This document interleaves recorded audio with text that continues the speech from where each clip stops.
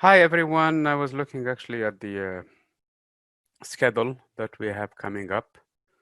This week we are doing the capacitance, and basically hopefully we get some applications by Wednesday for that also. And then we will introduce current, resistance, and the electromotive force, the EMF. And on the 30th, we'll continue that discussion and start the DC current actually. By the first week of October, we should finish the DC currents and we have a good idea of what chapters 24, 25, 26 are. And then on the 12th of October is our exam 2. So exam 2 basically is, I was looking at the syllabus. Exam 2 will cover chapters 24, 25, and 26, and it's all about circuits, DC circuits, okay? So you will have a combination of capacitors, resistors, and basically with batteries and switches and things like that, that you will be answering questions related to currents flowing through them, related to charges and capacitors that are stored, related to charging and discharging of a capacitor, which is a time-dependent phenomenon. And then we'll also be talking in terms of the energy that is stored in capacitors and the energy that is dissipated in resistors. So we just had our first exam. I hope that you guys know from now on basically how these exams are structured. You will have homework assignments, and you already have for chapter 24 homework assignments. So, it's actually for both online and also the one that you submit. I already graded one of the homework assignments to give you an idea how the grades are looking and in terms of what I was looking for. Some of you lost points for the discussion not included.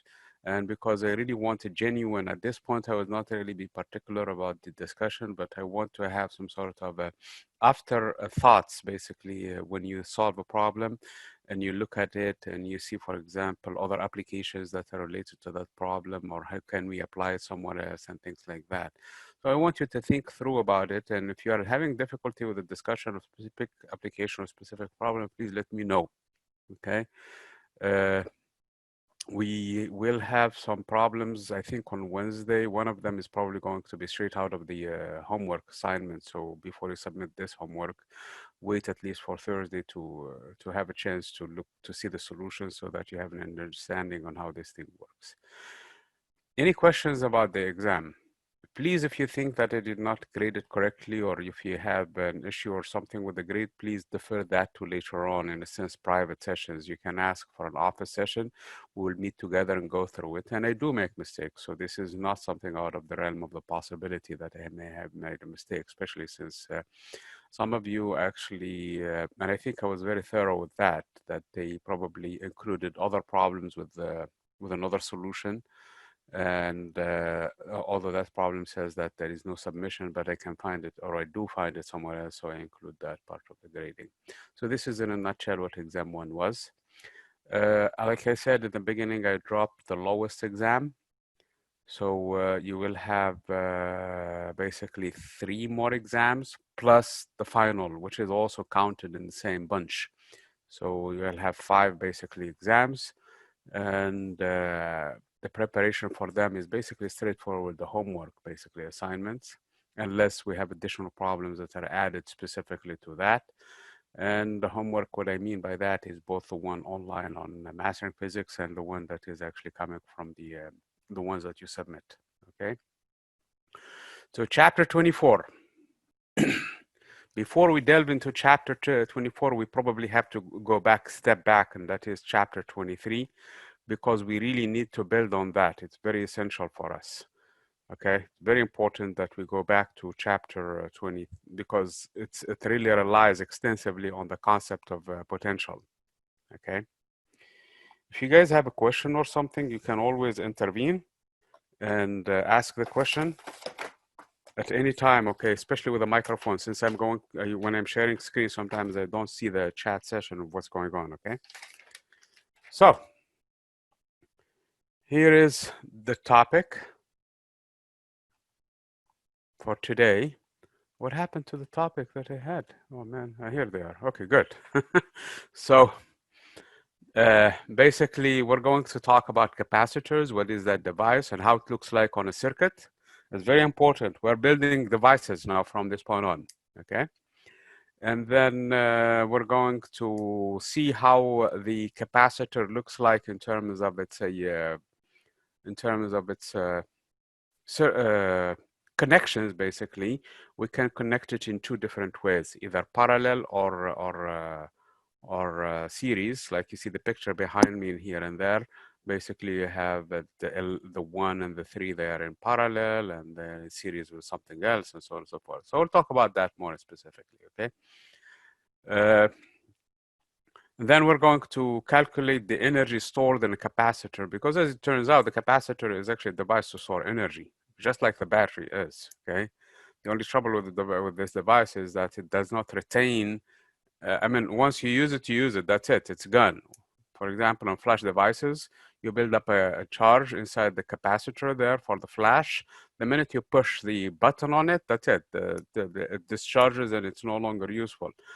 At least the capacitor is a power source. So what happened at that time, it rebuilds the charge from some power source. Usually it's a battery, okay? So once it builds it again, then at that point, it waits for you to push the button until you discharge it, and that's the end of it, okay? There are other uses of this type of device a lot. I mean, to regulate current, to basically the power that needs to be delivered, to use as a backup, for example, just in case there is a power failure, at least to retain the state of the electronic devices so that they don't go abruptly through a discharge or a charge or something like that. So basically, there are all kinds of uses for it in electronics and electricity. Then we'll talk about dielectrics and their importance in terms of what they do for us. They basically increase the capacity of the capacitor. And we will see how that is used in terms of Gauss's law. So this is in a nutshell what chapter 24 is. It all relies on chapter 23. We have to have an understanding, and you will see it from the calculation, that if I don't know what the potential is, I will have very hard time understanding what the capacitor is. As a matter of fact, I'm going to go start with the definition of what the capacitor look like. Let me go to the drawing here. So by definition, the capacitance of a capacitor, and we're going to talk specifically of how that looks like, okay? It's a device to build charges in it, that's all basically, to retain charges for us. So instead of me carrying, for example, a 5 coulomb charge, I will bring a capacitor, put charge on it, and now I have that 5 coulomb sitting on the capacitor. So the capacitance, by definition, is Q over V. That's basically the ratio of the charge over the potential needed to raise that charge, to build that charge, okay? So let's think about the process a little bit and see how that works, okay?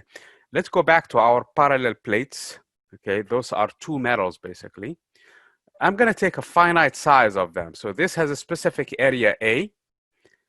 It doesn't matter the exact shape, but I'm taking it more of a rectangular shape at this point.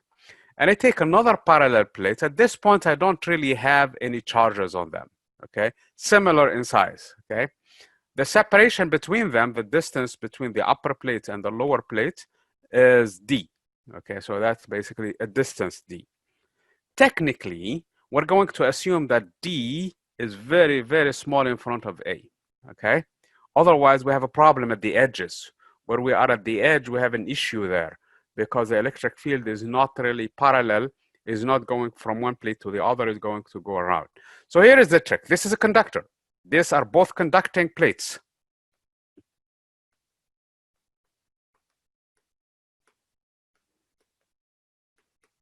Okay? So what I do in this case is I connect them. Basically, this is the ultimate goal. I want to remove, for example, an electron from here and move it where? Here, to this plate. So at the end, if I do that, I have a net positive charge, positive 1 electron in here, and a net negative charge, a negative electron in here. Of course, if it's just a single electron, that's really meaningless. We have to take more than a single electron. So what we're going to do in here, we connect it somehow together with a device that we're going to identify later on as being the battery, actually. and do this process, basically, remove charges, okay, continuously. So that at the end of the day, there is a net charge in here that is Q. Oh man, my pen sometimes doesn't try it on certain areas of the screen.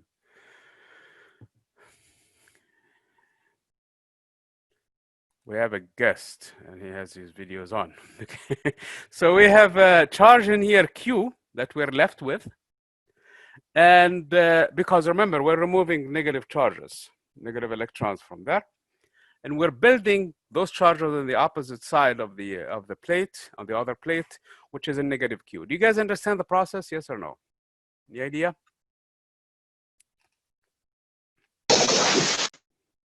Okay, good. So basically what we're doing in here, we're removing negative charges from one plate and in the process, leaving positive charges on the other side. So this is basically, in a nutshell, how this is working. Of course, at the end, this is a finite plate. I mean, this is a very thin plate with a finite size, with a big area A, and the charge that it has at this point is Q. So I can define what we did before, if you guys remember from way back in chapter 21, the charge density in here, which is the ratio of what and what. I need some help in here. The ratio of what and what? Could you repeat that? Okay, basically I am building a charge on a surface, okay, a thin surface, okay? I put Q charge on it. It has a specific area A, correct? I defined it to be a specific area A. And I want to find the charge distribution sigma. And the charge distribution is defined as what over what? Quickly. Any idea? Okay, very good, Jacob. Thank you very much. That's all I needed. So basically, per Jacob's suggestion, sigma should be Q over A. Okay, I'm gonna write down, okay, because this looks ugly in there. So sigma is Q over A. Because remember, in the process, I remove negative charges, put them on the other plates, and basically, so I'm left with a charge Q distributed over an area A. Therefore, the charge distribution in this case, density is Q over A, which is sigma. Yes? Correct? Can anybody else back up Jacob too? Come on, guys, wake up. Yes. Okay, very good. Thank you. So this is how the picture looks like now. Imagine with me, then I have a charge sigma on the top per unit area, and I have a negative Q, which is piling up also on the same area at the bottom, which is going to become a negative sigma. We have seen this device before, but we didn't, and we called it at that time capacitor, but we didn't come to its applications until today. So the electric field coming from, because like I said in the beginning, we're assuming that the distance, the separation between the plates is very small compared to the area. That means that I can use the approximation of the infinite plate, approximation that we did in chapter 21. And actually we did it also in chapter 22 using Gauss's law to find the electric field that is outside from this region. This is sigma over 2 epsilon naught. And here it's also sigma over 2 epsilon naught. This is from the positive plate. From the negative plate, both values are the same. I mean, I drew the arrows a little bit off, but hopefully you guys realize that the number sigma over 2 epsilon naught is the same both ways, okay? For the negative plate, it's pointing towards it because it's negative charge. So it's sigma over 2 epsilon naught coming in here, and it's sigma over 2 epsilon naught in the bottom. Needless to say that these two cancel because the two arrows are pointing in opposite direction. The positive plate is repelling the electric field lines, whereas the negative plate is pulling them. So at the end, in this region, there is no electric field. And the same argument holds true also for the region above the positive plate, because the electric field is being pushed away from the positive plate, and at the same time is being pulled in towards the negative plate. So at the end, and here also the electric field is zero. Whereas in the region in between them, The positive plate is pushing sigma over 2 epsilon naught toward the negative plate, and the negative plate is pulling sigma over 2 epsilon naught, both of them working in the same direction. Therefore, the electric field is sigma over epsilon naught. So this is the electric field between the plates. And we argued then that this device actually traps the electric field. The electric field anywhere outside is 0. In between, it's a finite value. Do you guys remember this discussion more or less? Yes? Anybody? Yeah. Okay, very good. So we have the electric field. So basically, this is the device that we're talking about today, namely the capacitor. The electric field inside is finite value, which is sigma over epsilon naught. Remember, sigma is per Jacob's suggestion, and somebody else also backed him up, that the electric field, the sigma charge distribution is Q over A, correct? So this is basically what we have right now in terms of a device. So I'm going to use an arrow in here and there saying that this is actually connected somehow, that to build this process. And I have a net charge Q in here and a negative Q in the bottom. This is the electric field. The electric field lines, again, they point from the positive plate. This is the positive plate towards the negative plate. So these are the field lines, okay? I'm interested to finding the difference in potential. Because remember, my definition of the capacitance, this is the definition of the capacitance of this capacitor, is the ratio of the charge over the potential. Since I already have the charge, I want to know what that potential is. If I do the ratio of the two, that is what my capacitance is in this case. Okay? So I have the electric field, which is sigma over epsilon naught, and it's pointing down.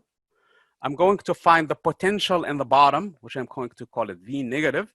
And this one is going to be called V positive, okay? And I'm going to find the difference in potential between these two regions. Again, this is from chapter 23. So delta V, which is just the potential in the top minus the potential in the bottom, is equal to negative the integral of E times dl.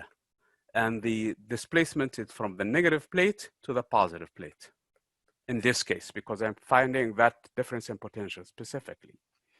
Now, E is constant. It's sigma over epsilon naught, and it's pointing downward. And I'm going this way, from negative to positive. So this is the dl, okay?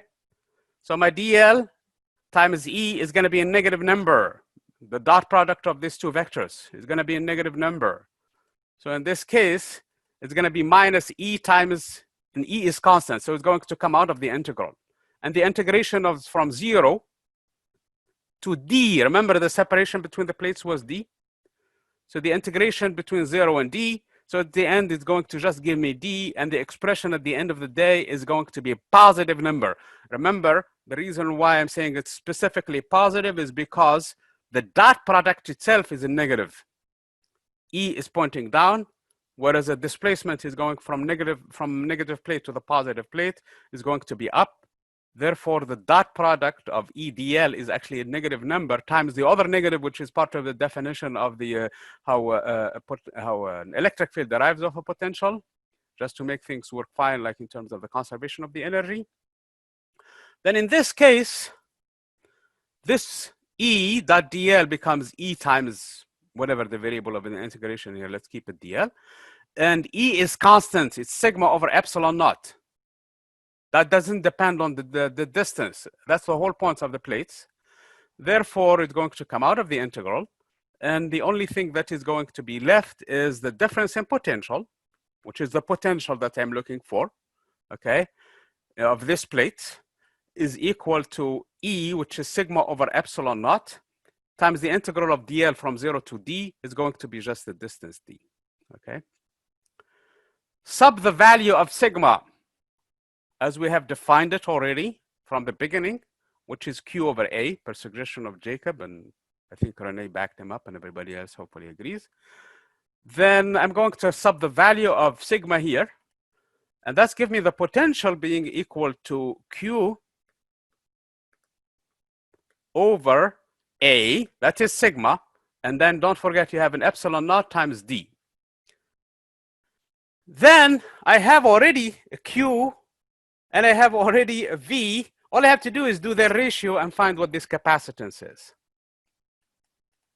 So the ratio of the two, then in this case, if you do this last equation, will give me just Q over V, which is by definition, my capacitance is equal to epsilon naught times A over D. Does everybody agree with the algebra, at least so far? And the argument more than the algebra. You guys understand the argument behind it? So let's summarize. Okay, very good. Let's summarize that. Basically what happened in here, I defined those plates. I said that I'm going to bring a finite size plates within area A with their separation being small, D. The reason why I'm saying the separation is small because at some point I want to use the infinite plate approximation for the electric field, okay? So I have D, which is small, and I have the area, which is big at this point. And I'm building charges, removing charges, basically from one of the negative charges from one to the other, basically having Q on the top and negative Q on the bottom. I can define the charge density in this case, which is just the charge divided by the area. Now I use the formula basically that we found way back in chapters 21 and 22 for the electric field, and using chapter 23 to find the difference in potential, V. Integrate, it turns out to be a very simple integration because you integrate over a constant, which is just the variable in this case of integration, which is Y, the height basically. And the height separation between the plates is actually D. So it's E times D at the end of the day. That's what the difference in potential is. And E in this case is just given by sigma over epsilon naught because both of them contribute to sigma over 2 epsilon naught in the same direction, amounting to sigma over epsilon naught. Go back to the definition of what sigma is. That is what gives you the ratio of Q over V, and that is the definition of what the capacitance is. So here is the plan from now on. If we're going to find the capacitance, okay, this is a prescription. This is all the problems that you need to, how to approach them and how to find the capacitance. First thing first, if you know the electric field, if you can find the electric field using either chapter 21 or 22, doing the integration straight out or doing Gauss's law, find the electric field using chapter 23 to find what the electric potential is, which amounts to an integration. Then you have a relation because the electric field should be proportional to the charge. You have the electric field, which is proportional to the charge, give you a potential that is also proportional to the charge, do the ratio of the two, and now you have found the capacitance. Do you guys see this? It's going to be more clearer when we do more examples. Yes? At least a rough idea. Good? Can I continue or not? Or should I emphasize this point? Yes. Okay, very good. Thank you, Faraz. Okay, thank you also, Renee. Okay, so. Okay, my screen froze a little, so let's go back to it.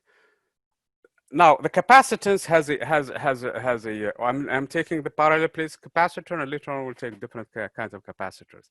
So the capacitance needs a unit. And the unit is clear outright from the get-go in here. It has two ways of finding it. It's a coulomb per the unit of volt, okay? Coulomb per volt. But people got sick and tired of calling it this way. So they gave it a name. It's a farad. F stands for farad. I mean, 1 farad is a huge capacitance. You don't go to the store and tell him to give me 1 farad. It's going to be a huge capacitance. Usually use people a microfarad or a nanofarad or picofarad. Okay, that's what you will see most of the times. There is another way also that is extremely important in your problems in here, in your expression that I have found. Oh, that's a good one. Okay, did you guys catch what Faraz is saying? Okay, that's after him. Okay, good. So, basically, let me go back and think about this problem in here because it's critical. Okay, this value of the capacitance, it does not depend on the charge at the end of the day. It depends on epsilon naught, which is the medium between the capacitor, between the plates, okay? And it depends also on the geometry of the plates. It depends on its area and how far they are apart. So this result is very important that we need to, it's really characteristic of your device. You as an engineer, you can go and build your own capacitor, depending on what material you put in it. And actually there is a lab that we used to do where you actually build your own capacitor, depending on what you put in it. Do you put paper? Do you put whatever you put in between parts of it? That's going to be the capacitance. And you need an insulator there. Otherwise the two plates will touch and then they will discharge immediately. Okay, so that's one thing. The other thing also depends on the size, on the geometry, okay? So that's really what this thing is. So C depends on medium. That's what that epsilon naught is, okay? And geometry of the device. So it's basically an engineering thing. You guys do it. I mean, probably in other factories, that's what they do to build it. Here is the symbol for it in circuits. This is a capacitor. It doesn't matter what type it is. This is when you see it in a circle, in a circuit, I'm sorry, this is how it looks like. So this is the symbol. Can anybody tell me if they see this symbol anywhere in the screen right now? Other than my OneNote page. Do you see it at all? Okay. Okay, it's behind me, okay? So that's the intent of this picture in here. So that's the symbol. Anywhere you see this one in here, you have to recognize it, that this is a capacitor. In some other circuits, they use a different representation. It's actually equivalent. They use this one, okay? So as long as you have that, that's what the capacitor is. And sometimes they append the value for it, okay? And the value usually is, like I said, it's usually in microfarad or in nanofarad or something like that. I mean, sometimes it's probably higher, but that's for big application in electricity. Okay, so that's basically how the capacitor is. So what is the usefulness of the capacitor? As I said, one of its usefulness that we already discovered is the fact that it traps the electric field. So if you ever wanted to have an electric field trapped in a region, use a capacitor. It also holds charges, Q, for you. So instead of carrying charges in your hand, you can use this one. So let's talk about its value in terms of the energy, because nothing really matters in physics unless you actually do an energetic calculation. Find the energy, okay? So this is what I'm going to do with you guys. I'm going to go back to the first process that we started with. Here is a capacitor, okay? And I want to build a charge in it. My goal is to reach Q in it, and the charge, and the positive plate, which means I have to extract charges on the other side and make it negative Q, okay? So this is my ultimate goal. My plan. At the end of the day, this is what I want to do. I have this much charge sitting on my capacitor. Of course, it has a finite area A, and it has a distance separation D, and I know exactly what medium is. I'm actually going to use a vacuum in this case. So I'm going to say that it has a capacitance C at the end of the day. I can punch in the numbers, and I have the value for C, okay? So let's think of this process. At some point, I already removed enough charges. I did not reach my goal of Q, but I have already Q charge sitting on the top and negative Q going in the bottom. Do you guys follow? I have a process. My goal is to reach it, which is a big Q. So this is where I want to be. This is at this point in time. This is where I am at, okay? And I'm building charges, removing each time, adding, if you wish, a dq to this region and subtracting a dq from the other region. So basically, that is the process I'm doing, adding a dq next time, okay? So I want to find how much that will cost me in terms of energy. How much work do I have to do in order to do that? In order just to add the dq first, okay? So this is how this looks like. At this point, I want to bring the dq to the already q charge that is sitting on the capacitor. Since it has already Q, and since it's a capacitance C, then I know what the potential is at this point. And the potential is going to be, again, Q over, that's what the capacitance is, Q over V. So that's what C is. So I know what the potential at this point is of the process. V is equal to actually Q over C. Do you guys understand where I am at this point of the process? So let me repeat again the whole scenario so that, because what I was talking, I was adding numbers and then symbols. Initially, I have a capacitor that has no charge. And I want to build a charge Q in it. The minute I want to add an electron, let's say I added an electron. The next time I want to add another electron, you guys realize it's a little bit harder, don't you? Because there is already an electron there, and it will not like another charge. So it's going to cost me energy to do that. Every time I want to add more charge to the capacitor, it becomes harder and harder over time because of the fact that there is already charges sitting on the plate where I want to add them. My goal is to reach the big Q. So at this point on the process, I thought, okay, I am at the stage where I have very little Q in it, and I want to just add a tiny dQ to the process, okay? So I want to find what that work is. Once I find what that work is, integrate it, and I have the entire work from 0 to big Q. Okay, that's the plan, okay? So at this point, I have this potential of the stage, which is Q over C, because I already found what the capacitance is of this capacitor. And I want to add to it this amount of charge, dQ. So if I want to add dQ, bring dQ, it's going to require me a work that is dW, which is charge times potential. That's from chapter 23. So it's going to require me dQ times V. Okay? And so that's how much work I really need to do. Now, if I sum this expression from 0 to Q, I'm home. So all I need is say that the work really required for me to build the charge in the capacitor is the sum of this work from 0 to big Q, because that's my ultimate goal, of dQ times V. The only trouble with this expression is V itself depends on Q through this formula, through this expression, as I defined what the potential is.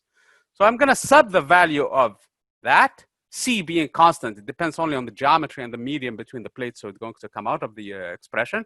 So it's from 0 to a big Q of Q over C dQ, okay? Take the Q, the C out, and you will be left with the work in this case equal to 1 over C, the integral from 0 to big Q of Q dQ. Can anybody tell me what that integral is?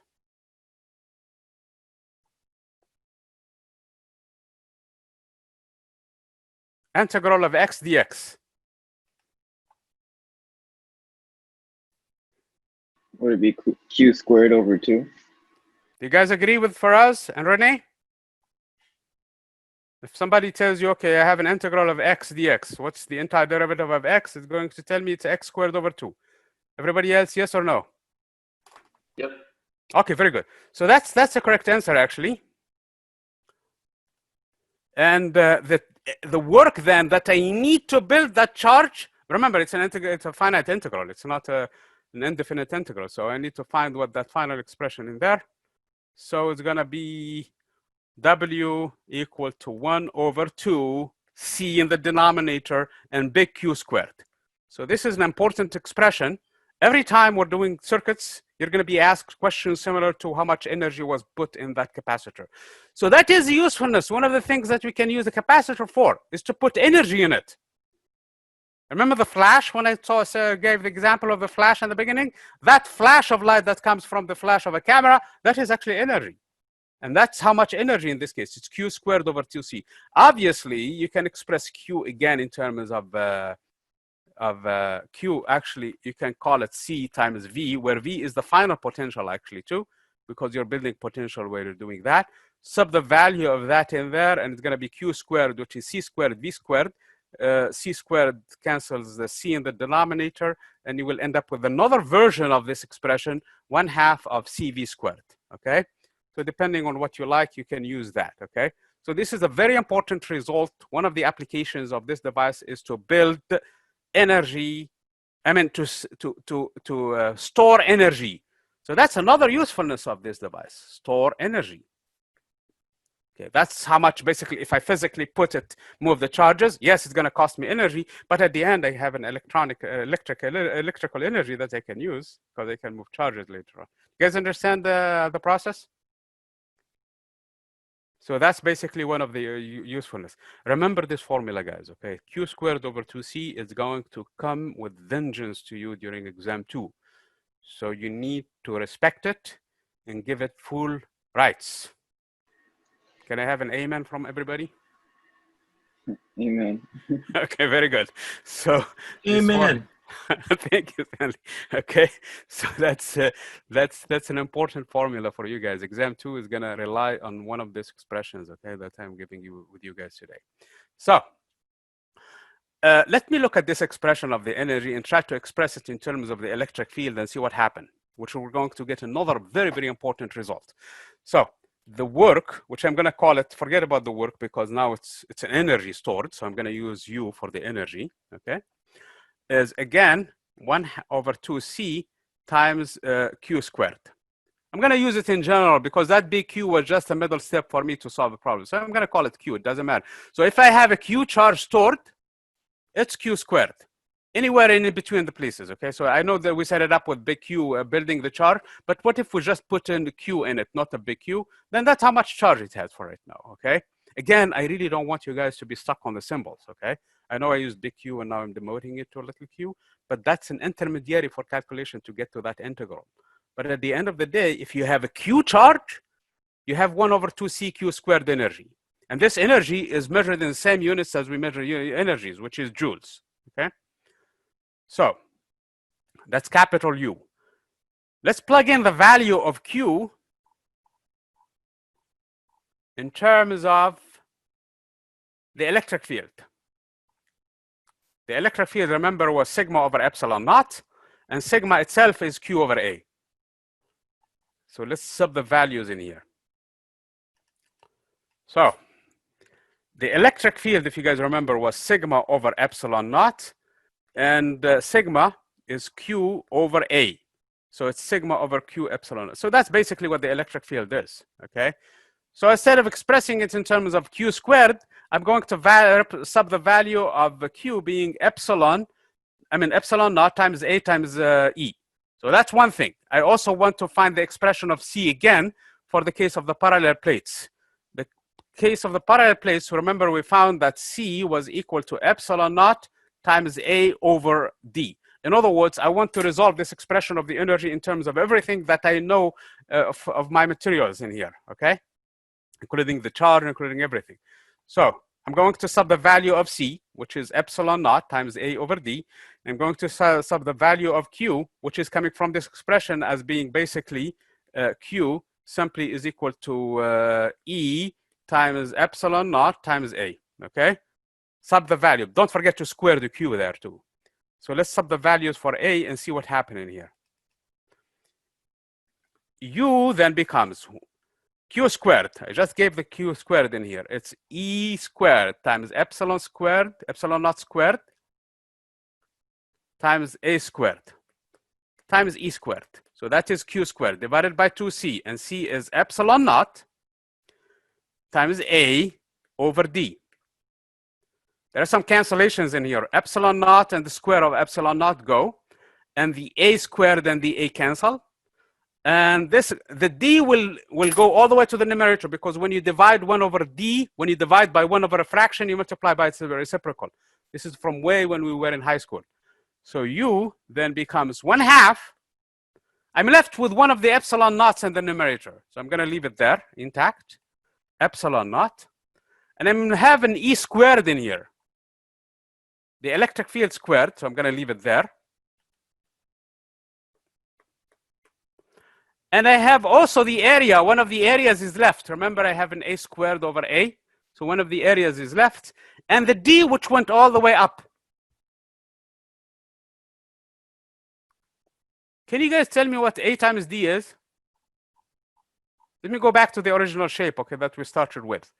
The original configuration that we started with. This one. Let me take another pen in here. This is the area A.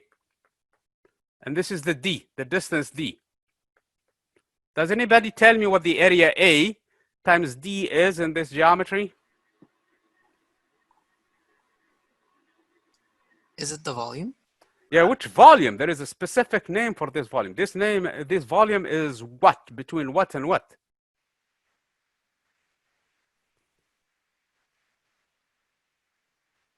It's this volume. You're right. Absolutely right. I agree 100%. But this volume is contained between what and what?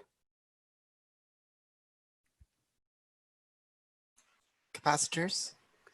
Yes, it's the volume between the capacitor. It's the volume where actually the electric field is trapped. It's the volume where the energy is stored, okay? This volume is space, is empty space at this point. So this capacitor right now has trapped an electric field in here, remember, E? And that electric field is trapped actually in that volume only. And that electric field then is really what that energy is about, okay? So let me divide by that volume, the volume of that sphere, okay, of that geometry. So this is the volume, actually, you're right. And I'm gonna define a new quantity, which is an energy per unit volume, U, little case U, I'm gonna leave it with a red pencil, is equal to big U over this volume. And this volume, which is A times D, okay? Then in this case, clearly it's equal to 1/2 of epsilon naught E squared. This expression is more important than the first one that I mentioned earlier. It's not going to come anywhere in exam 2, but exam 4 is going to be there. This is what this means. If you have an electric field, first of all, this is the energy density, by the way. Energy density is a unit energy per unit volume. So this is the energy density, which means the units for it are joule per cubic meter, not joules, okay? For each bundle of volume, you have this much energy in it. So it depends on how much. Of course, if you take a big volume, you will have more energy in it, okay? The only reason why your cell phone works, because it takes that energy from the electric field of the signal, converts it into an electronic signal. So that's basically what's going on with your antenna. So that's basically how this works then. The energy, this is an energy per unit volume. So if you have an electric field trapped in this region, that's how much energy it has. And it's proportional to the square of the electric field, the intensity of the electric field at this point, okay? And epsilon naught depends on the medium, of course. Depending on where you are, that is true there too. It's always there. So this will come later on when we do electromagnetic waves, especially I hinted already in telecommunications, sending signals, receiving signals, and this is only half the story. The only half will come later on when we do magnetism, okay?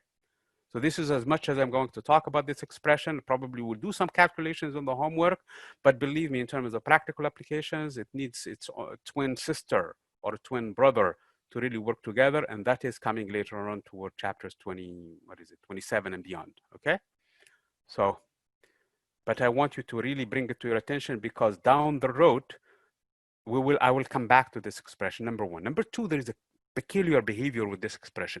Everywhere we dealt with the electric field, where we dealt with the expression with the force for the electrostatic force, epsilon naught was always in the denominator, 1 over 4 pi epsilon naught, Gauss's law, 1 over epsilon naught, charge over epsilon naught. Everywhere we dealt with it, epsilon naught was downstairs. This is the expression when it comes to the energy when epsilon naught comes upstairs, okay, comes in the numerator. Remember, epsilon naught is a very tiny number. It's 10 to the negative 12 times something, 8 point something. So this energy, this factor really pulls the thing back to small numbers in here, okay? I want you to really think about this and think of how epsilon naught and this expression migrated, because down the road again, we're going to find the expression that looks similar. And I'm going to ask you, that's going to be part of the discussions later on, without doing any calculations or anything like that, how would you expect this one to work? And you should be able to answer every single component of the next expression for the magnetic field. Let's not go ahead of ourselves for right now, but I want just to emphasize the importance of this expression down the road. For right now, the biggest deal is still this one, Q squared over 2C in terms of doing circuits, okay? So, talking about circuits, let's see what's going on, okay? I said capacitors used for us, for the units, not for us, sorry for us, okay? So, I have 2 capacitors, okay?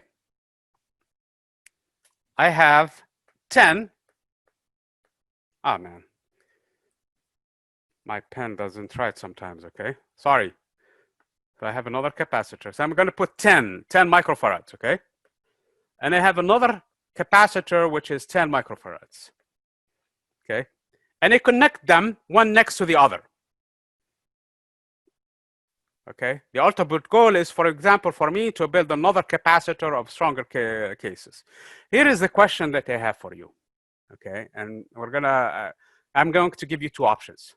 If I combine them this way, okay, I have a finite potential in here, okay? I have a battery, for example. This is called point A and this is called point B, okay? VB minus VA is a finite value. Let's call it 120 volts. It doesn't matter. It doesn't matter what that value is. I want to build a capacitor and I want to see if this two put one next to the other will give me a capacitor. I'm going to give you the choices right now. Is it going to be 20 microfarads or is it going to be, choice A, 5 microfarads? What do you guys think? I have a 10 and a 10 putting one next to the other. Option one, again, this is not a democracy. Everybody is going to vote in here. You're going to tell me, is it option one, 20, or option two, 5?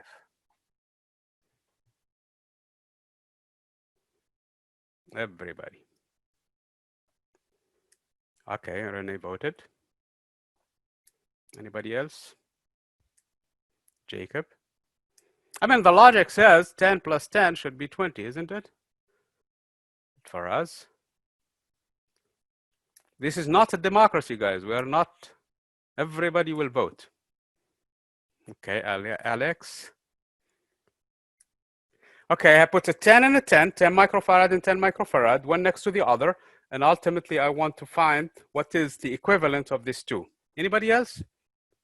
Okay, guys, this is not democracy, okay? Everybody else. I need Carlos, I need Heather, I need also Eric, Sebastian, everybody. Okay, Israel is in. Braxton, Jaden, Daniel, Miles is in. Anybody is thinking maybe it's for 5? You guys don't know me by now. That's probably, I'm kind of tricky sometimes when I ask something like this one. It's probably not the obvious one. Okay, Sebastian. Okay, that's fine. I put some doubts in your. Anybody wants to say 5? Because if they say 5, they are right. Okay, okay. Some people. Okay, let's think why it is 5. Okay. Okay. So, I mean, you take a 10 and a 10, you put them one next to the other, and the actual equivalent, as if you're looking at a 5 microfarad. Let's see why the rationale that is, okay? This is part of the exam, by the way, okay? So, I mean, the circuits thing and how to build capacitors is part of the next exam. So you better pay attention to the steps in here, okay? So, I have a capacitor. I'm not going to use 10. I'm going to use C1, and I'm going to use to C2, and I put them in this configuration, which is specifically a parallel, I mean, series configuration. So this point is A, this point is B, and I want to know, for example, if I remove a charge negative Q from here, okay, negative Q in here, and I pile it up on the other side, it's going to be positive Q on the other side, okay? So in this case, this wire, which is a conductor, has to adjust itself accordingly. To balance this negative Q, it has to put a positive Q in here. And to balance a negative Q and the positive Q on the other side, has to be negative Q in here, so that this stays neutral. This stays 0. So that's basically what I'm looking at in terms of the series. This is series. Okay, I put them in series, one next to the other, okay? So the potential between A and B, VA minus VB, or VB minus VA, I'm sorry, is equal to, I'm going to call this point C. This is how I'm going to do this expression. I'm going to say the potential between A and B is this, add the sum of the potential between A and C and B, okay? That's basically what that is. So what I'm saying in here is VB minus VA is VB minus VC plus VC minus VA.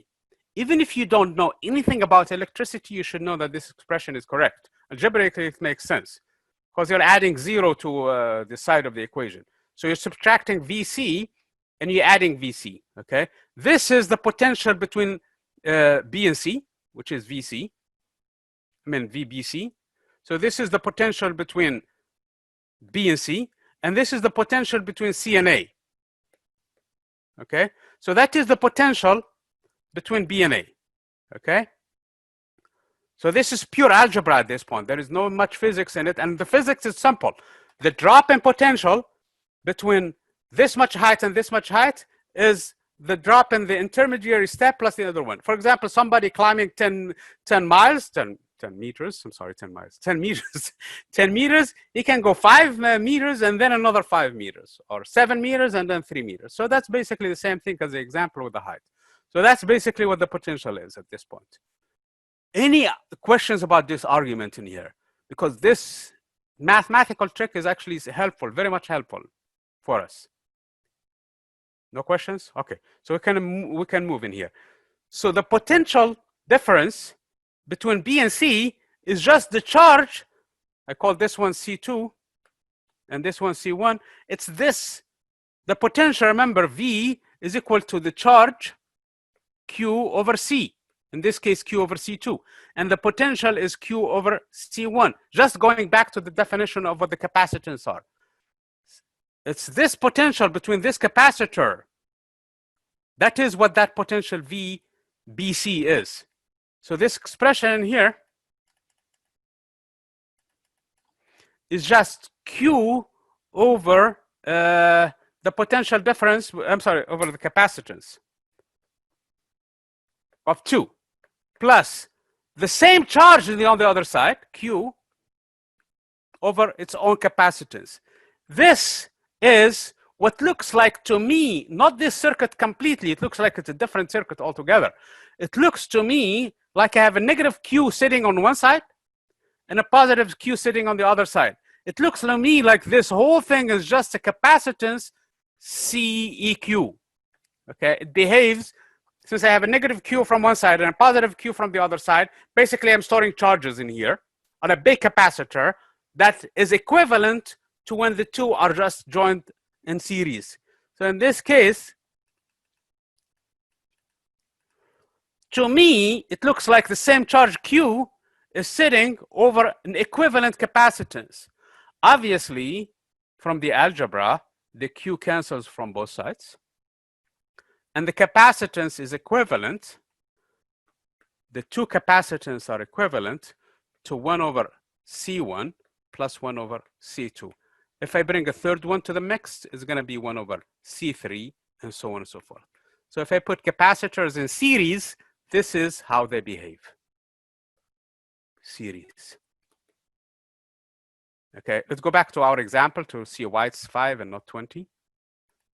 So I put, remember, 1 over 10 plus 1 over 10. The common denominator is 10, and I have 2. The common denominator is 1 over 5, then microfarads. This is 1 over C equivalent when I put them there. Invert the expression, and C equivalent is actually 5 microfarads. Do you guys understand the example now better? In light of what we found? Yes. Okay, so remember this point. When capacitors are in series, the total capacitance is less than the smallest one, actually, okay, because of this property. Okay, so when you're building a circuit and you want to have less capacitors, put them in series. Don't put them, don't do anything else, okay? Otherwise, you will have, so if that's one of your goals, that's how you do them, okay? Here is another example. I'm going to take them now. This is still my same point A, and this is my still point B, but I'm going to put them now like this. And I'm still going to go back to my example of 10 microfarads and 10 microfarads. The same choices as before. Is it going to be 5 or 20? So they are in parallel now. They're top of each other. Okay, Jacob thinks it's 20. Anybody else? Okay, yeah, you guys are right. This is correct now, okay? So this is the opposite of the first result, okay? Let's see why. Okay, so this is C1. Okay, why it's not writing? This is C1 and this is C2. If I want to remove charges from this one, I have two choices. Either I can borrow it from here or I can borrow it from there. So in here, I'm going to remove negative Q1, and here I'm going to remove negative Q2 for a total of negative Q1 and Q2. At the same time, I'm building charges in here that is Q1 and Q2. So for a total of Q1 plus Q2, okay?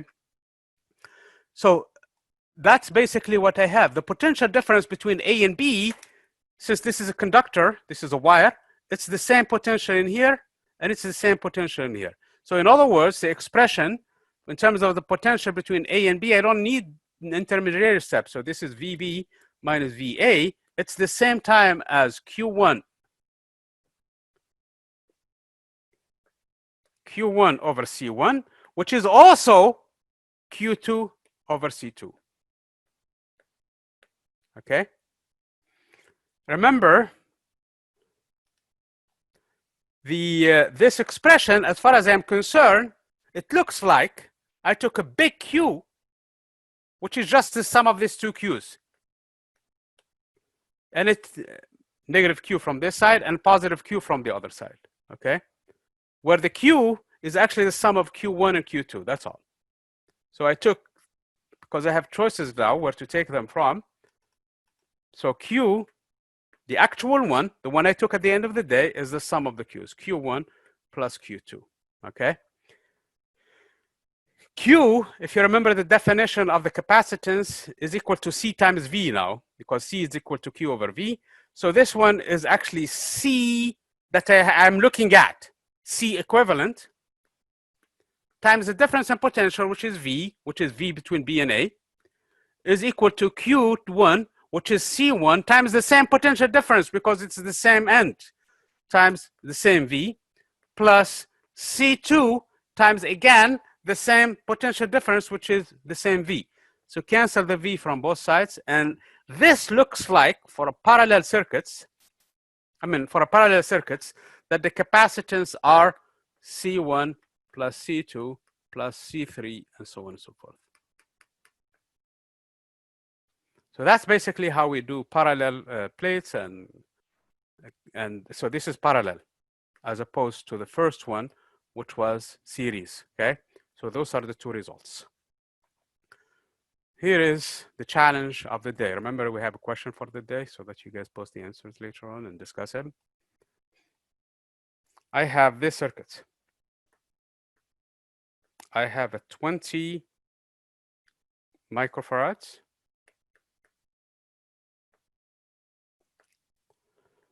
Okay, this is complicated a little bit, and you're going to get more complicated stuff than this. Okay, actually, the homework has more complicated.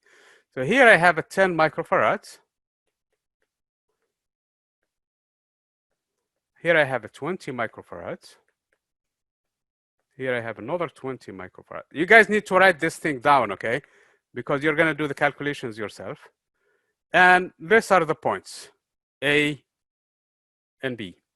To make matters interesting, I'm going to point the difference in potential between A and B as 120 volts. VBA is 120 volts, okay? Question 1 first, what is the C equivalent for the entire circuit? I can give you about 2-3 minutes and basically think about it. And then, so you probably need to draw this circuit also on your end. Here is the plan. As the picture suggests behind me, the trick with this one is look for the innermost, okay? Look for the innermost and replace them by their equivalent, okay? And then you work your way upward until you find the C equivalent. You guys understand a little bit what I'm saying? I know you did not have, this is really the first time we have this topic.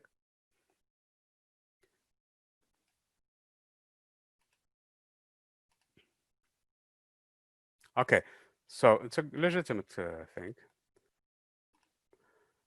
What do you think the simplest structure in here? Is it between this 20 and that 10? Are they in parallel or are they in series? Or they are not? Remember, they would be in parallel if they have the same voltage actually, and I did not say that again, and we're going to get into this stuff in here, okay? So they're not, very good. Because they don't have the same voltage to say that they are in parallel, Okay, they don't have also the same charge. So if I remove a charge in here, I have a choice between here and there, but in here I only have one choice. So they are not in series either. So that's not anywhere near a parallel or series configuration. Between this end and this end, it looks like they are in parallel, and they are. But the trouble with this one is because the voltage in here, it's the same point as this point. Okay, actually the entire wire is the same voltage. Okay, the problem with is this two in here, I have them together. So I have to resolve really technically this one first and come up with their equivalent. Okay. So the question is, what is the equivalent of a 20 and 20 microfarads when they are in series? So they're 10. Do you guys agree with Faraz? Yep, 10. So this 2 now I can replace them by just a 10. Okay. So let's look what the circuit now look like, and you need to really be following me now. Okay. So we already removed that circuit. So right now I have a 20. I have a 10. Sorry, I was writing while I was. And I have another 10 now. Correct? Forget about the microfarad for right now. We're going to add it later on. Now, this 2 now are in parallel because I cannot join this one anywhere with the other 2 unless I resolve this 2. Okay? What is the equivalent of this 2 now? A 10 and a 10 that are in parallel.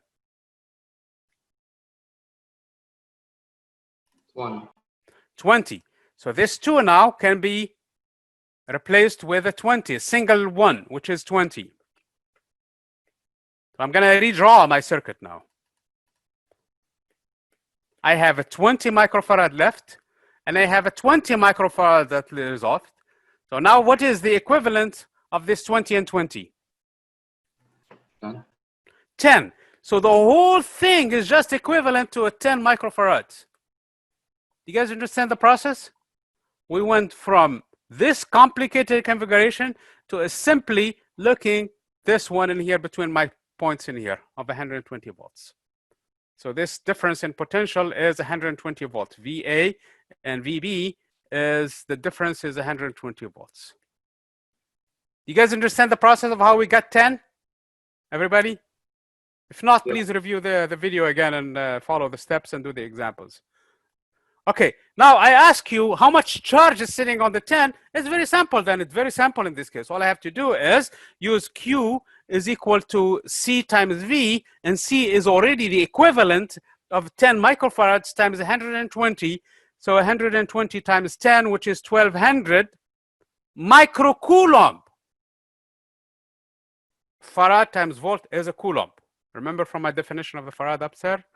So that's how much it is. Usually, please, when you're doing exams, when you're doing homework problems, leave the micro intact. Do not replace it by 10 to the -6 and start losing numbers here and there. And then some of you struggled a lot with that problem of what is it, the radioactivity problem, not the radio collision of the alpha particles with the nucleus, and you're trying to find the nearest distance in the exam. And a lot of these problems, I think, stem from the fact that you started subbing with the numbers first.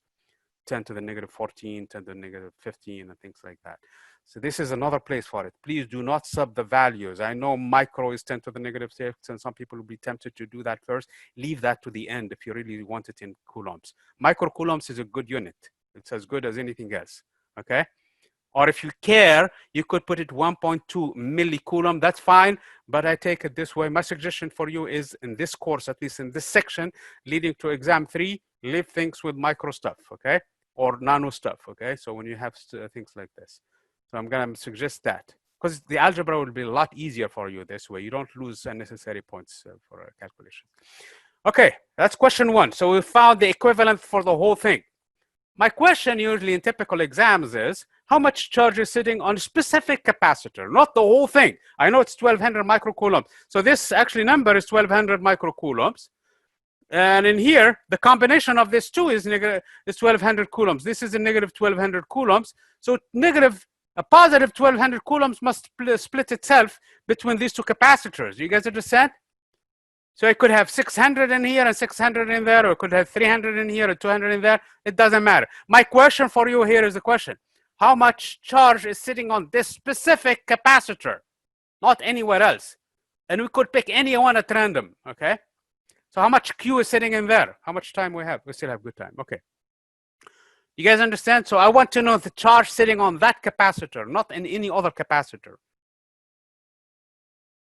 Again, we're doing problems leading to the exam, and there are a lot of homework problems similar to this one, so you really need to pay attention to the steps. The first thing I need to do is find the voltage there. Since I know what the capacitance is, which is 20 microfarad in this case, and I want to find the charge sitting on it, I want to find what that potential first is in there. Obviously, the entire potential is 120 volts. And I know on this capacitor, there is a 1200 microcoulomb sitting on it already. So I can find what the voltage there. The drop from here to here is 120 volts. I want to find the drop in voltage from here to here, that's all. Should it be more than 120 volts or less than 120 volts? What do you guys think? Between A and B, it's 120 volts. And my question is, I'm going to call this point C, okay? Or probably don't call it C because we have so many C's in this example, it's not even funny. I'm going to call it D, okay? Although we have a D for the separation between the plates up there. Okay. What do you guys think? The voltage drop, VDA, is it going to be more than 120 volts or less than 120 volts? Less. Okay, remember I ask always that you guys do discussions toward the end and you think about your problem and things like that. Please do not find an answer that is more than 120 volts. When you find between 0 and 120 volts, doesn't mean that your answer is correct, but it means it's not actually obviously wrong. So if you find the difference in potential to be 200 volts or 3000 volts, you know something went completely wrong, because one of the given things is the entire difference in potential. The battery, for example, is only 120 volts. So how in the world you're going to get more voltage somewhere in there where it's supplying energy, where you have other components taking energy from it?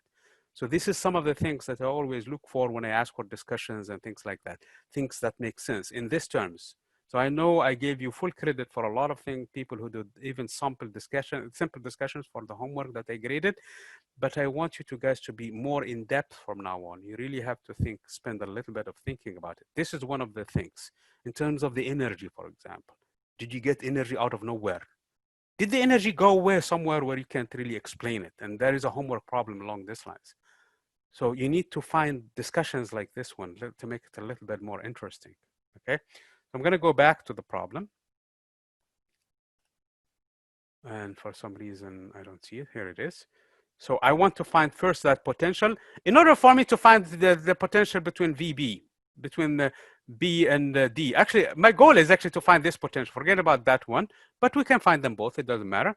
So what is this potential? Since we know the charge already, 1200 microcoulombs, and we have the capacitance 20 microfarads. So remember, the charge in this case is equal to CV, or in this case, the potential itself is V is equal to Q over C. So I have 1200 microcoulombs divided by 20 microfarads. That should give me that potential. I'm going to write it in blue in here. So the voltage between D and A should be the charge, which is 1200 microcoulombs divided by 20 microfarads. First of all, the coulomb over the farad, that's the voltage, okay? The micro and the micro cancel. You see how the advantage of leaving those micros so that you don't have to worry about them? The 0 and the 0 cancels. And you're left with dividing 100 over 2. This is so simple that even I can do it. That's 60 volts, isn't it? So this voltage in here is 60 volts. You guys see that? The advantage of leaving things, you don't even need a calculator for this. Yes? Yep. Okay, Yep. So I have two options now to find what the voltage between B and D is.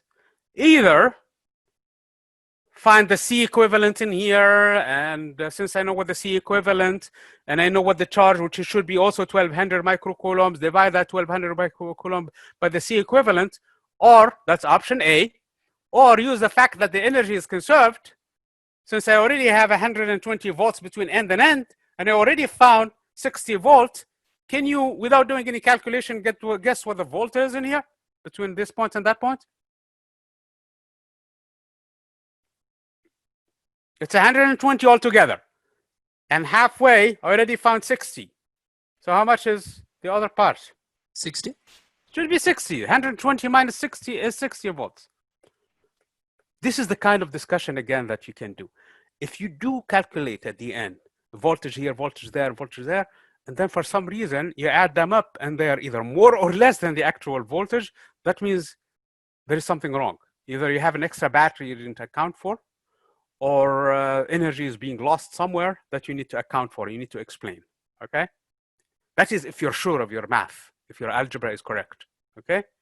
So that's how you basically think through your problem and trying to solve it without having to actually, and things add up and everything. So from now on, this discussion thing at the end of solution of problems need to be richer. You're already being empowered by some tools in here in terms of conservation of charge, in terms of conservation of energy, and things like that, okay? So the voltage, I know already it's 60 volt because of this simple arguments. I mean, if you don't trust me, just do the calculation, you should find it the same thing. So what I'm saying in here is there is a 60 volt going through this point, or let me use a different pen in here. I don't have different colors, that's all, I have a black color, okay? Or this one, okay, that's 60 volt. Since I'm targeting that 20 microfarads, that is what I need to find the 60 in here. So this 60 volt is split between this charge and this charge in here. So I need to find how much charge first went into this stuff, okay? The 60 volt on this capacitor that is equivalent between N20 and 20, which was really a 10. We did this step in here, okay? So that was a 10 microfarads, microcoulombs, I'm sorry. Microfarads, what I'm talking about, okay? And the voltage is 60 volt, okay? So 60 volt and 10 microfarads, that gives me a charge of 10 times 60, which would be 600 microfarads, microcoulomb. So 10 microfarads, that's C, times the voltage, which is 60 volts, should be 60, should be 600 microcoulombs.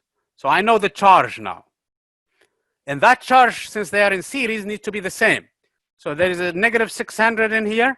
There is a positive 600 microcoulomb, a negative 600 microcoulomb, and a positive 600 microcoulomb. That's what I want to know. How much charge is sitting on that capacitor? So the answer to that question is 600 microcoulombs. We answered the question. That is not the final question that you will have in such exams.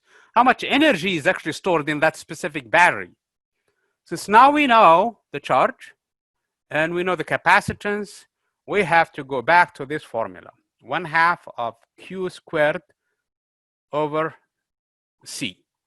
Where is it? I forgot where it was. This expression or that expression is the same. So I know how much energy is stored in that specific battery completely. And since it's 600 microcoulombs, and the capacitance is, how much is it? 20 microfarads. So now we're in business. We can find the final answer of the puzzle. So if we connect this one to another device, like a flash or whatever I want to do, for example, or for example, somebody is having a heart attack and I want to bring their heart back to so that they can build a capacitor. That's basically what it is, what they use. So in this case, the energy is going to be U in that capacitor that is sitting in that corner, 1/2C, and C, remember, is 20 microfarads. And the charge is 600 microcoulomb squared, okay? Okay, you can do the algebra, but the micros do not tangle with them. Leave them as is, okay?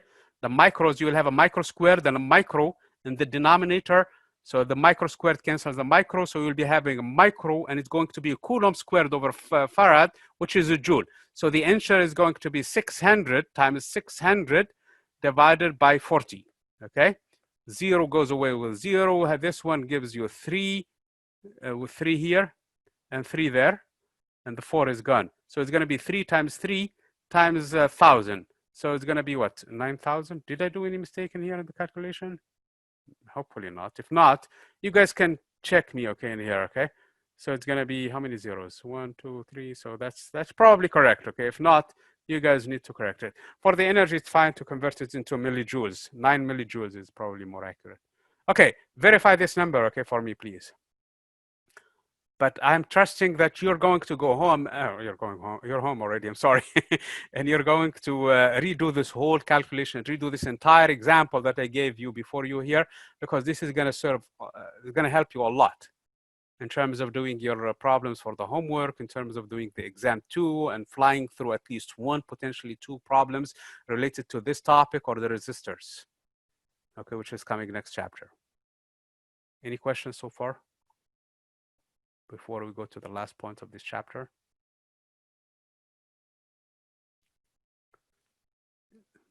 There are some people I did not hear from. Heather, for example, and who else?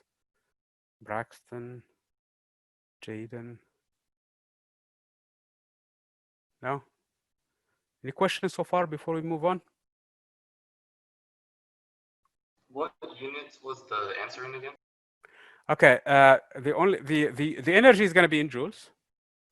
The capacitor is going to be in farads. The charges are still in coulombs. Everybody is the same units as before. The only addition is the farad today. What I'm warning you guys is, what I'm actually advising you, I should say more than that, is not to undo the micro or the nano if it's given to you in the problem. Leave them as is, okay? And work with them. I mean, and for me, actually, for exam 2, I would be happy with 1,000 nano coulomb. Somebody tells you, oh, 1,000 nano coulomb doesn't make sense because it's actually micro whatever, micro coulomb or microfarad. That's fine for me because you're dividing that number by something, multiplying it by something else. And believe me, it makes the algebra a lot easier to handle that way. But of course, and some of you lost a lot of points in the exam, unfortunately. You forgot sometimes the micro is 10 to the negative 6 or something. And you start with those numbers and all of a sudden the force was tremendous. Some of you found forces, for example, between those two tiny charges in the millions or in the millionth of values, and those were because of dividing or forgetting to divide, and you opted to do that, which is your prerogative. At the end, it cost you. Okay, you lost unnecessary points. And unfortunately, I don't want to pick on anybody. Some of you found, for example, the distance separation when the nearest particle, when it hits, gets the alpha particle, when it gets to the nucleus, it actually goes way inside because the distances were less than the femtometer, were very, very small distances. So my suggestion for you when you're dealing with this kind of units, leave them there, the way they are. That's the only thing. Is that Miles who asked the question or somebody else? Or Daniel? No, it was me. Okay, yes. So leave them as is, please. Okay, leave them. Don't mess with them. I mean, that's my suggestion for you to make your life easier, so that you don't have to carry a lot of big numbers all over the place and then forget to do one, and then now it costs you so much. Micro squared over micro is just another micro, which is 10 to the negative 6 squared, which is 10 to the negative 12 over 10 to the negative 6. Just leave it as is, okay? And then what else I was saying? And then the only thing to remember in here is that the energy, if everything is in SI, is going to come out in Joule, okay? If the charge, everything is in SI, the charge is going to come out in Coulomb. That is, if you stick with the value of the capacitance, in this case in farads, okay? I wanted to ask, so we did the whole, we were solving for VBA. Yes. So I was a little bit confused. Was the answer supposed to be VBC minus VCA or plus VCA? Can you tell me which part I am at? Because there are so many places in here. Is it this part? It was a little bit above this part. Okay, let me grab my my mouse now. Is okay. Let me go to another section. Sometimes the mouse doesn't. Okay, Right this here. one. Yeah. Okay. Okay, what I'm saying in here, let's say, for example, you have a height, okay, of 10 meters height, okay? And you have the option to going from 10 meters to 3 meters first, and then 3 meters down to the 0. So you go 7 meters down and then 3 meters down. Do you see that? That is the analogy. And actually the analogy with the voltage is that way. Simply speaking,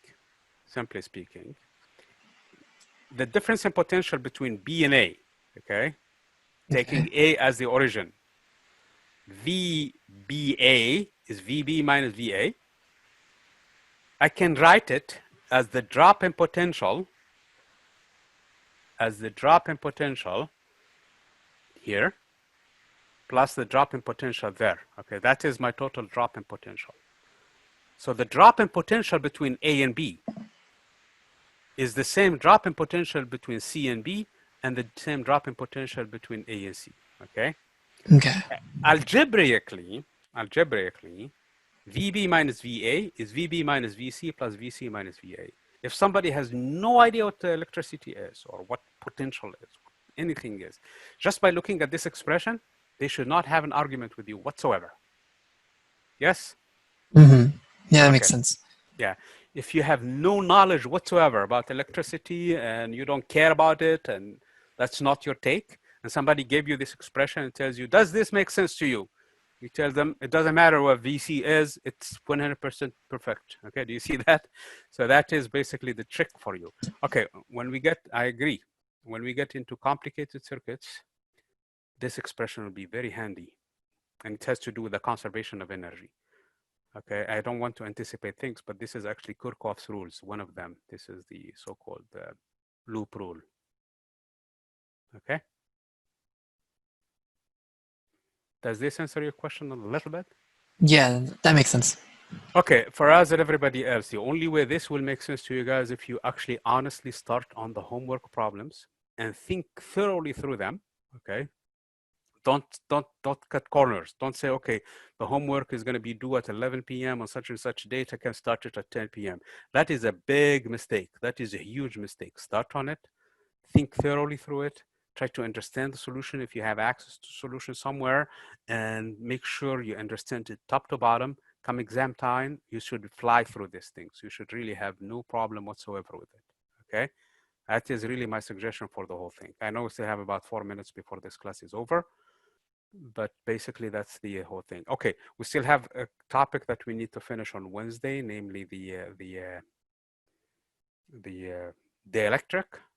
Okay, and the importance of those in terms of changing basically the capacitance, in terms of the electric field, and in terms of the energy stored in the capacitor. And today at, what is it, 2:30, we're meeting again for the lab. We're gonna go through the entire lab, including the dielectrics, okay? So that's the only thing that is missing. So Wednesday when we meet, we have to do two things. We have to finish this chapter through the dielectrics and how we use Gauss's law there. And it's a small correction, mathematically speaking. All you're doing is changing the value of epsilon naught to its equivalent when you have a dielectric where epsilon naught is not the value. So it's going to be a number like kappa times epsilon naught, where kappa is a characteristic of that material. That's one thing. The other thing is we're going to do at least an example from the homework, okay? We're going to do it together. And you have options to do it like you're working in groups, or we work on it together, developing basically the 6 steps on how to find the solution to a problem. And then we'll start chapter 25. Does this sound like it's a good plan for everybody? Okay, very good. Thank you, Renee. Okay, Heather. Okay, we still have 3 minutes, so I'm gonna let you go. 2 minutes, actually. I'm gonna let you go. And we will see each other at 2:30 for the lab. So I'm gonna stop the recording. Unless you guys have any question. No?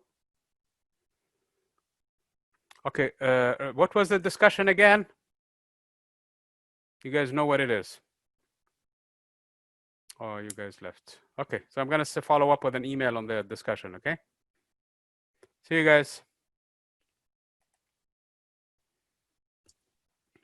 Good seeing you, DJ. Good to see you too. Thank you. I can't do lab, so I'm gonna. Okay, that's fine. Thank you for coming. Yeah. Okay. Bye. Bye.